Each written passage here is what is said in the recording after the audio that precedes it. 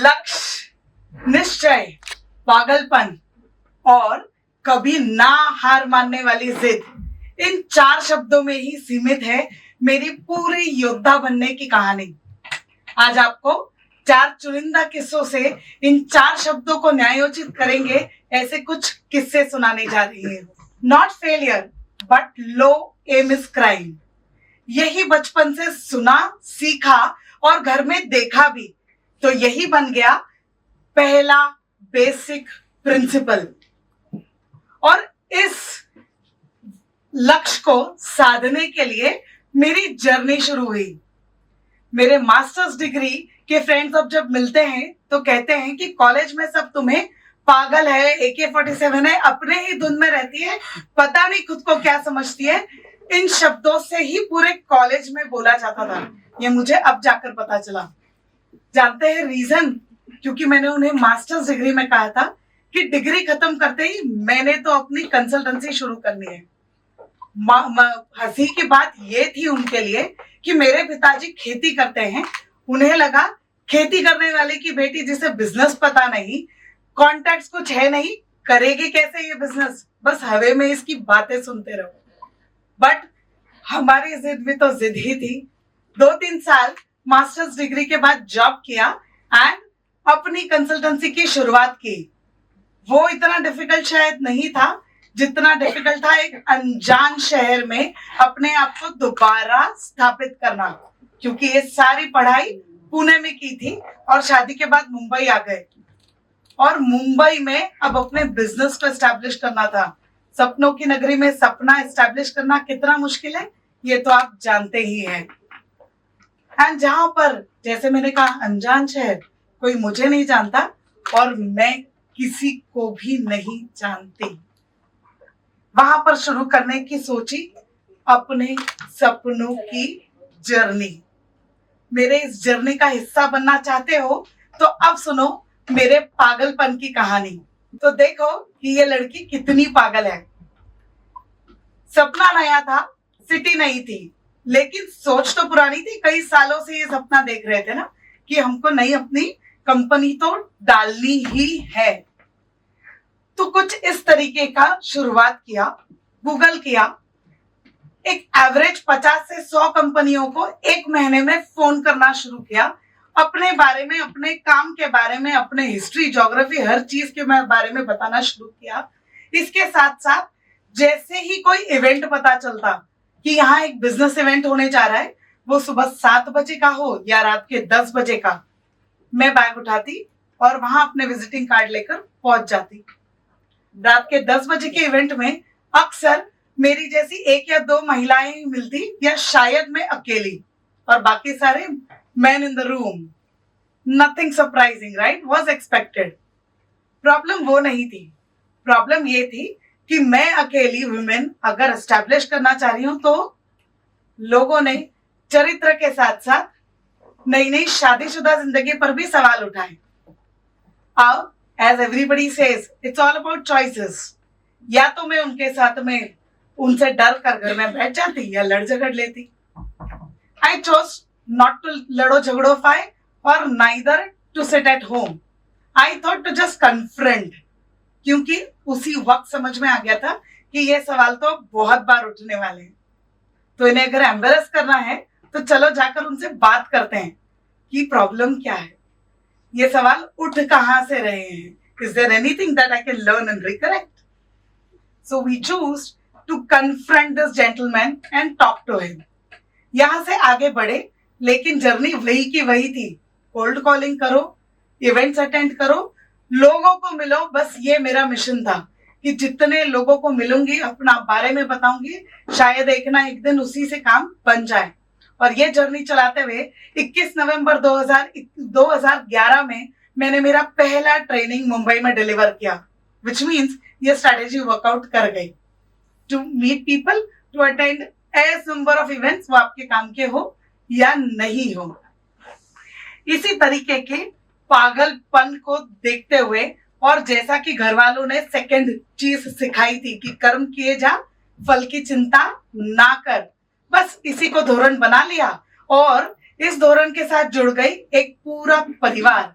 Do you know, behind every successful woman, there is not only one man, there is an entire family who is aiming to make you dream big and to just let you feel free to give you wings to achieve your dream. And सोचो, मेरे परिवार ने मुझसे शायद ज्यादा ही compromise और adjust किया होगा ताकि मैं थोड़ा भी क्यों ना हो कुछ अचीव कर पाऊं. मेरे इस स्तंभ निश्चय के साथ मेरा पागलपन, मेरा जुनून अनदर लेवल पे अब था. आपको सुनाती हूं कि किस तरीके से हमने ये निश्चय जब लिया कि अब बिजनेस शुरू करना है और ये सब एस्टैब्लिश होता चला गया. अब मेरा काम डिसेंटली सेटल हो चुका था. 12 सालों के काम में जिसको मिलती उसको मेरे काम का वर्ड सुनाई दिया तो उन्हें मैं याद आने लगी थी. मतलब मेरा निश्चय भी करेक्ट था और जो मेरा लक्ष्य था वो एक माइलस्टोन तो मैंने अचीव कर ही लिया था. अब it was time for another leave. यहां पर वो कभी ना हार मानने वाली जिद, उसका समय आ गया. एक दिन एक इवेंट में थी. ये उन दिनों की बात है जब टेक्नोलॉजी हर एक क्षेत्र में आना शुरू हो चुकी थी. ओके, वो HR, फाइनेंस, मार्केटिंग, कोई भी चीज हो वहां टेक्नोलॉजी आना शुरू हो गई थी. Mind you, I am not talking of AI अभी तक, I am just talking of technology. Okay, और वहां पर हम अपनी ट्रेडिशनल कंसल्टेंसी सर्विसेज प्रोवाइड करने के लिए देख रहे थे टू द कंपनीज. इवेंट में या किसी से भी बात करती, सारों ने ये पूछना शुरू कर दिया, आप जैसी ट्रेडिशनल कंपनी टिक पाएगी क्या? आप इस कंपटीशन को समझ भी पा रही हैं? वहां पर ये बात दिल को चुभ गई और ऐसी चुभी कि हमने शुरुआत करी अपने खुद के एक सॉफ्टवेयर और ऐप की, जिसका कॉन्सेप्ट भी हमारा था, उसके लिए लगाए हुए इन्वेस्टमेंट के हर एक रुपए भी हमारे थे और उसकी जीत और फेलियर सभी कुछ हमारे थे. एंड वहां पर एस्टैब्लिश हुआ मेरा अपना खुद का software and app which do not compete directly with any of my industry players. लहरों से डरकर नौका पार नहीं होती और ऐसे ही लहरें तो आनी बनती है, तभी तो बनेगी एक योद्धा की स्टोरी. मेरे पार्टनर जिनको मैंने, मेरे अजीज मित्र थे, उन्हें जब ये एक सॉफ्टवेयर और ऐप का कॉन्सेप्ट बताया, उन्हें बड़ा इंप्रेसिव लगा और उन्होंने मुझे पार्टनरशिप ऑफर कर दी. आई वॉज ऑल्सो हैप्पी कि अरे वाह, बैठे बैठे ये तो लॉटरी लग गई और मिल गई एक पार्टनरशिप. मैं तो सिर्फ वेंडर ढूंढने के लिए निकली थी ना. हमारा सॉफ्टवेयर बन गया, ऐप मार्केट में था, सॉफ्ट लॉन्च हो चुका था, एक क्लाइंट भी मिल चुका था, पैनल डिस्कशन शुरू हो चुके थे. तभी मेरे पार्टनर को कोई प्रॉब्लम आ गई, personal, professional, however, and he thought to back out. उन्होंने एक दिन अचानक कहा कि अब मैं ये सॉफ्टवेयर में आपका साथ नहीं निभा पाऊंगा, I want to back out.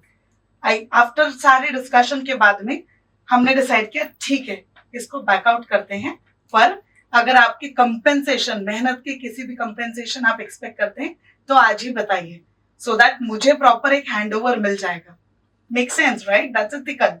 But he said, no, I know this is your dream project and I would want to support you.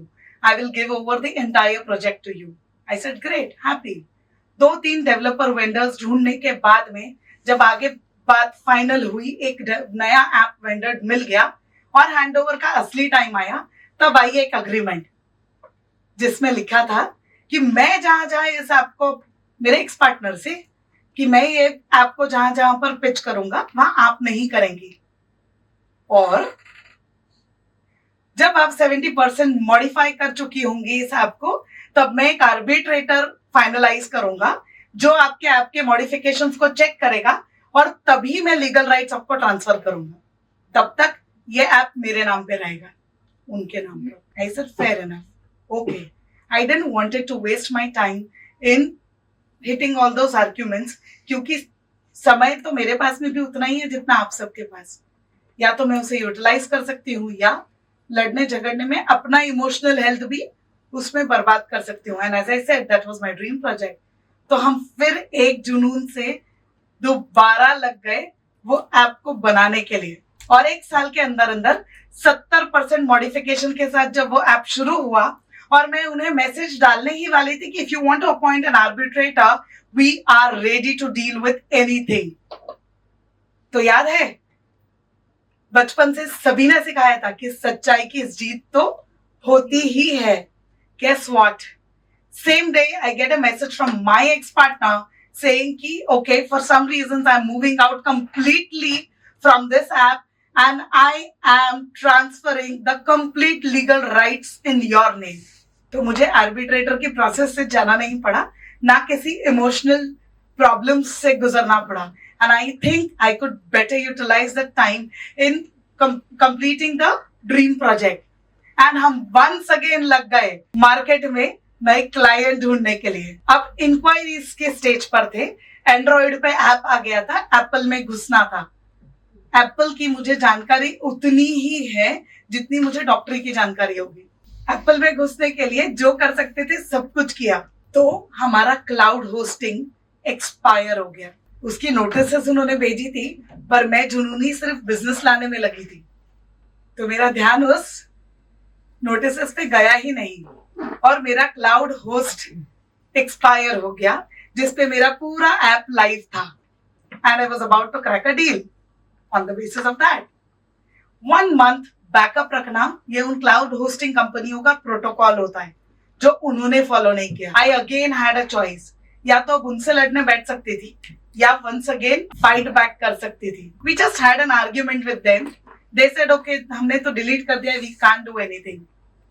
तो हम लग गए तीसरी बार अपने ऐप को बनाने उसी वेंडर के साथ.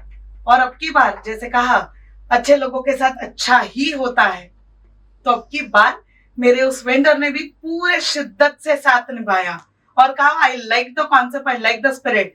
अब की बार when you put it in the market, I am going to take the complete product to sell this because you don't know how to sell the technology.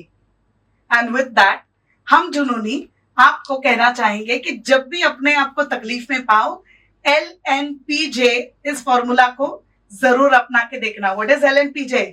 लक्ष्य, निश्चय, पागलपन और कभी ना हार मानने वाला जुनून. With that, thank you so much.